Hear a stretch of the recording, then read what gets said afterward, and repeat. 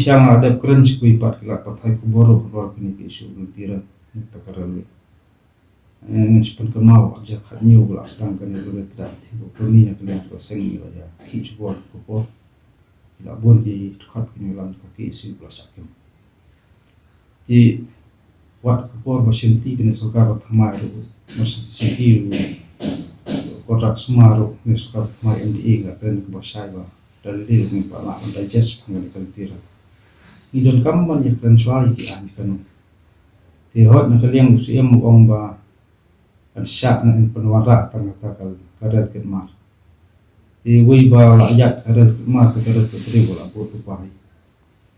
ti kanu saru kedai ke wei ba pi wantam padon karar kemar ni khar ki baswan rum sini ki bombyang kot selar busin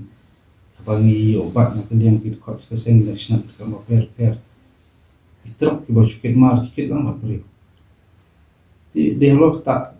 kenurem bangi sekeren sai sosokar ba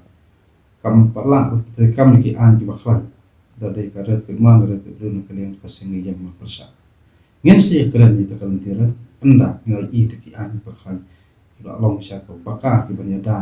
ya ke chat bindri ke cela ba ko na ke cingwan ko tap ki brun masbar rikan ki an kanun ki banya da kam tam kam ka bangdang ya ni jewa ko terkam ka LP kam pa i ka ki pa tep chino ko nyelam chino ko poi ka sa ko skan dia nggak ada jom nggak ada kok no sini kau pat kamat jom karawe di semua enam ya hak enam dia terus sokar kaya cakmat ti long sokar sotu hi tingi long yang besar baik tak long nul tiru amar yang amde ba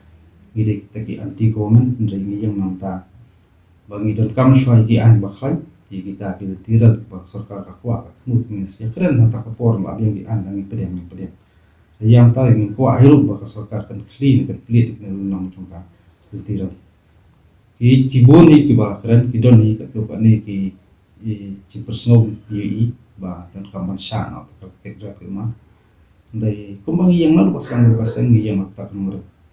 insia keren ni ban insia keren anda la yang di al kanu dai ke ik kerwo ba ni kuat man keren ba ni kuat pa sokar kolong ba kampan jor ba kampan sawah ka jingli putien ya ka LP sangi swas pa ka mitira mak LP intan bala pasutu sokar di pa semala yak ban keren ne ban aju ba kalau ka mat jawab pasakut telah thok di